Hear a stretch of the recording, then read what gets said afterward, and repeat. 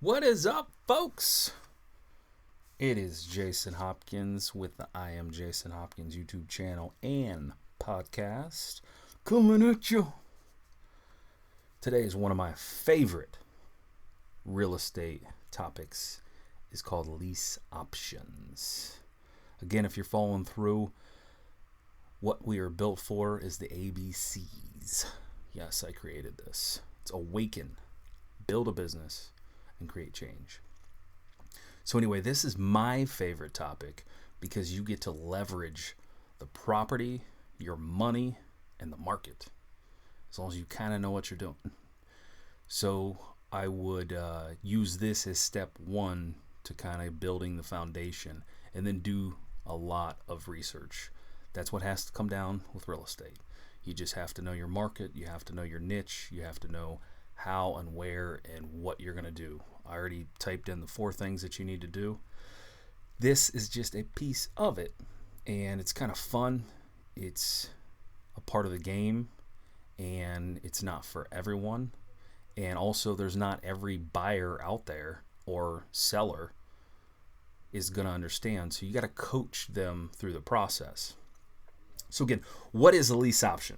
It's a legal agreement that allows you to control a property and generate income from it, with the rights but not the obligation to buy it later. Again, there's 2 separate agreements when it comes with this. One is the lease and one is the option. The lease, you agree to a monthly pay to the owner, allows you to manage the property, and then you can rent it out for someone else, to someone else, for profit. The option is agreed price based on the time of the agreement that you can purchase it later if you want, which is basically called the consideration. Terms that I want you to look up through this is you got your monthly payment, you got your purchase price, your length of agreement, upfront payment, as far as what you give in exchange for the option, and through the law it's actually called a consideration, which means that basically you're making that contract legally binding. So that consideration, if you've ever heard anyone say, I bought a property for $1, and you're like, bought a property for $1. I will tell you how I did it. But anyway, that's what makes it binding, is the $1. It can be 1,000, it could be 15, it could be whatever you want it to be. So first of all, how do you find these before we go into the ins and outs of the lease option? Very simple. The FSBOs, for sale by owners. A house that's been on the market for way too long with a realtor, whatnot, 60 days, 90 days. Put out pixie yard signs saying, I buy property. Very simple. You've seen them around. How do they do this? What are they doing? Craigslist. Approach the FSBOs, and you have to sit down and kind of talk to them of what their goals are and what you're trying to do. It's very simple, but very complex, which makes it fun. So if done correctly, you invest little cash, either just for the consideration versus a $10, $20, $25, 25% deposit. You don't need to take a mortgage out. That one stays in place. You make money every month, just as you owned it. When the value goes up, what you agreed on at that time is the amount that you can purchase it at any time for instant equity, because you've locked that price in. So it's a lease with an option to purchase. Now, who in their mind would do this?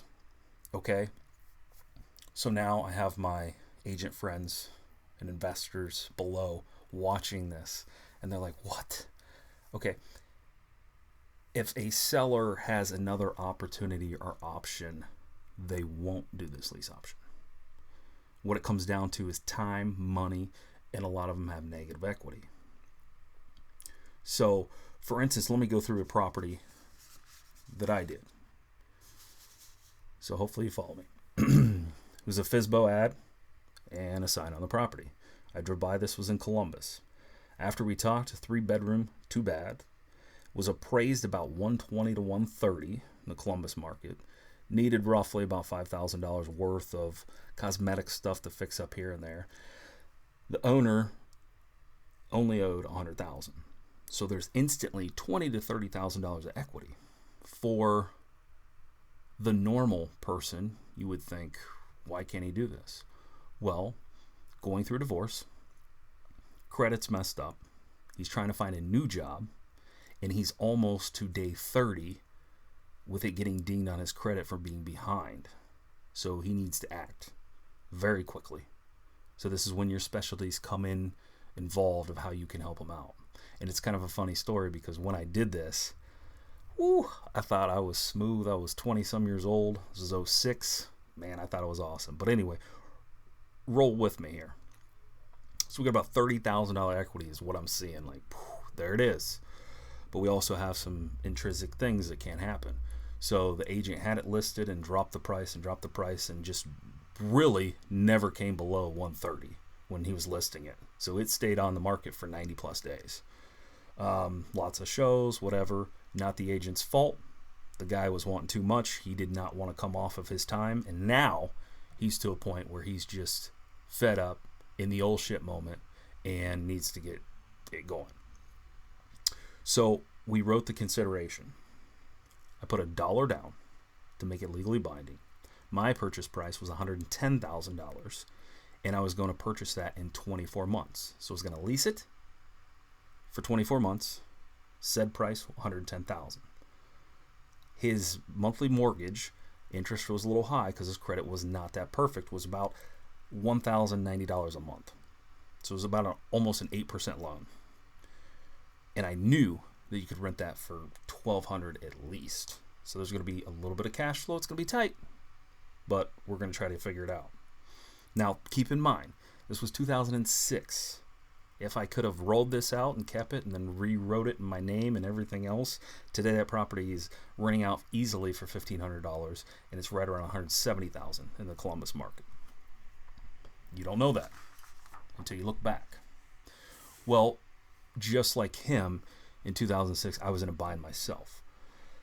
So I wrote a new contract to sell my contract because I have my right in my contract for that said price at, the 101,000 or 110,000, and I know we got roughly about $20,000 equity. So I went, all being young and awesome, went to a couple real estate meetings. I knew you could rent it for $1,200 a month. Mortgage was $1,090, so it was going to cash flow every single month. You just had to take over his management. You had to help him get out of the property and move on and catch him up. So his credit wasn't dinged up. That was a part of it, to catch it up. And I didn't know how I was going to do that either, but I was going to try. So I thought it was hot shit. I really did. So I went to these meetings. Next, I had a driver of an older man come up to me and said, "You need to come with us." I'm like, oh, shit. I'm in Columbus, right on Cleveland Avenue. What's going on with all these old men? I step in the caddy, and the old man's sitting in the back. I sit in there with him. And it turns out that he actually owns the house beside it. And he said if I was younger, I would have been on my game and I would have known exactly what was going on with that. But when you said that address and that price and everything else, he goes, "I want it." And I said, "Well, I'm selling this contract in my hand for, $120,000. It's stupid. And anyway, what was awesome is that he bought that contract off of me that day for $2,500. So yes, in a week's worth, I tied a property up for $1. I have a contract for $110,000. This guy buys it for $2,500. And at first I was young. I was like, well, there's $20,000-$30,000 in equity. He's like, son, what are you going to do? Are you going to help this man get out of the property? Are you going to help him get a storage unit? Are you going to help him fix his credit? And I'm like, yeah, I'm working on it. That's what I'm doing. You help me out with $20,000, I'll help him out. So long story short, he ended up tying it up, buying my contract for the $110. So then now he has control of that, minus the $2,500. He actually got the guy a storage unit, paid him up to complete, and took over the lease option, which was his now full consideration to do so. So yes, I tied a property up for $1, and And it was a good learning experience. Why did I quit? I don't know. A little scared, didn't know what was going on. Can't wait to get back into it. So if you're reading this or listening to this, it was a good experience. I helped him out. He helped me out. We all helped each other out. And no, you can't look at it as, oh, we're ripping people off, because actually we helped his credit. We helped him get into a new place. Just knowing the right tools outside of like, well, I'm just going to list it and you owe me my real estate agent fee and that's it. And if there's no wiggle room, there's no wiggle room. Now, the Ohio market's a little bit different than the majority of you out there, because you have the New York, you have the Texas, you have the Colorado, you have the California, where appreciation is just like skyrocketing. So you can write some contracts up for a lease option, and you need to know what your places are renting for. But basically, it's a lease with an option to purchase. It's very simple. You come in as a renter, everything stays in place. So he still has his mortgage. You're helping him or her out. And you don't know what the scenario is. They could have already bought their dream home, and now they're stuck with this home. And it gives them a creative way to get into their property, and you save face of everyone combined in this. So lease option is a very creative way to do it. The more I've looked around, and within these last 14 years, I've seen things that are just pretty cool. A doctor had a 16-unit apartment complex. Well, he didn't want to deal with it anymore. Well, he still owns it, but he lease optioned it to his manager that was younger and gave it to him for the option to purchase. The guy couldn't do it right away. Of course not, because taxes didn't show, his money didn't show that he could do this, but the doctor retired to Florida, and he has a 16-unit apartment complex, and now the manager is taking it over for a lease with an option to purchase in a 5-year time span. So then that allows him the process to help build the credit, help run the property, help find in the ways out, and then they can move into it. So it happens all the time. It's all around us. It's just, are we being creative enough to see that? Again, like I said, I'm not knocking any real estate agent. If homeowners have an option to just list it and sell it in the market, awesome. Like I said, time, money, and negative equity. And the majority you're going to run into as you start looking for these lease option properties is a lot of people are backed up. They have a 80% loan on the first half. They have a 20% on that. They're at 100% of the market value. So when they go to list it, they're going to have to come out of their savings. They're going to have to come out of their 401k to actually pay an agent to sell that for them. Sometimes that's not an option for them. Sometimes they don't have that liquidity in their accounts to do that. But this can give you an option to free them from that and move on to the next realm of their life while you're controlling and being the manager of that property. Again, look all this stuff up. Go through your tax code. Lease options are real things. They are out there. It's not made up. Have there been a lot of people that have gotten in trouble doing lease options? Yeah. That's no different than any business owner that has cheated a lot of things. Do it ethically. Do it smart. Those people that are doing it and got in trouble is because they were doing something wrong. They weren't doing ethically. They weren't looking at the person they're trying to help. They're looking as greed. They're looking to take it over. They're bad people everywhere. But you can be a good person and add lease options to your expertise as buying real estate, and it's only going to benefit you. And when you find those said customers and clients, you're going to be able to help them. I wouldn't say it's your main thing to go to. You can if that's your credit's damaged and you have no money and all that other stuff. Yeah, but you got to have a little bit of give and take. But what I'm saying is that this is another opportunity to be like, wait, hold on a minute. Maybe we can do something as far as a lease option. Maybe this is a possibility to where you can be helped and you can help me.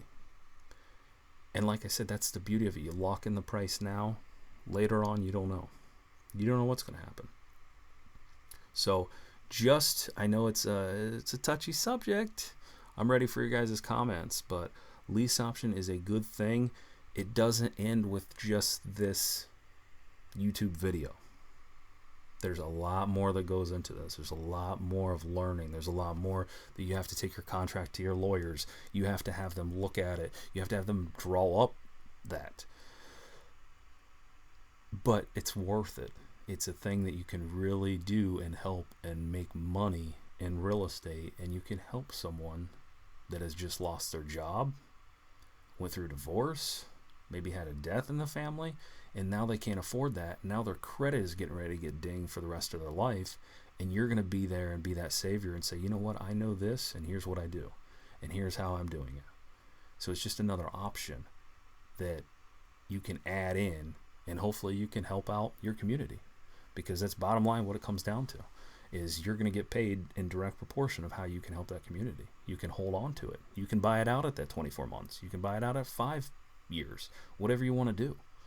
So anyway, I know there's going to be a lot of controversy. Leave a message. Let me know. Talk shit. Whatever you want to do. Lease options a real thing. Google it. Look it up. Send me messages. Let me know. Eventually, I'm going to roll out into some real estate coaching. And I can't wait, because I think it's going to be awesome. It's going to be a great year. I'm ready for this little virus to be done with, and we can start really kicking some ass for this year. But anyway, please like the video, share it, send it off, do whatever you may need to do. But this is a lease option on a very small level of a single family house. Think about a duplex, a fourplex. Think about someone that's just fed up with dealing with tenants, and they don't want to deal with tenants anymore, and they're just tired of their bullshit, and they have a 4-unit apartment complex, or they have an 8-unit, and they're just fed up. It really is very simple. Look at the market, look at the appraised value, see how much they owe. Everything's on recorders, the county websites, everything has it listed there. Hopefully you have a friend that's an appraiser or whatnot that you can get a really good solid amount. That'd be building your team, which that should probably be another video coming up. But I just jumped right to my Real Estate 101 to lease options, because lease options are very, very fun. You need to start learning it now. You need to start learning the lingo. You need to start figuring out, like, ooh, what can I do with this? And trust me, I have some friends in other states that are doing it on a level that makes me uncomfortable, meaning like $300,000, $400,000, $500,000 houses, and the mortgages are like $2,800, and they know that they can rent it for $3,000, and it's like, ooh, ooh, ooh. Nah, I'm comfortable with my little niche and my little Ohio, but doesn't mean that people are not doing this in other areas. This actually, I think, originally started in California with appreciation going out the window and people not able to get it refinanced due to credit or lack of, or they've ruined their credit since then. Even though they have all this freaking ton of equity, they can't refinance it, and they have nowhere to go or what to do. They don't know how to do it. And some actually lease option it back to them to get them cleaned up and all that and help them out. So there's many layers that you can do with lease option. So again, I'm not bashing agents or any of that. That's a whole different biz. Let them do that. You're coming in to save someone that has really messed themselves up, as far as, like I said, the negative equity or the credit that they've messed up that they can't do things with. And it just gives another option to adding to your real estate empire. And that's it. Anyway, we got a good beard day going on. At least I think so. Anyway, this is Jason Hopkins' YouTube channel. We have the podcast. I'll list below.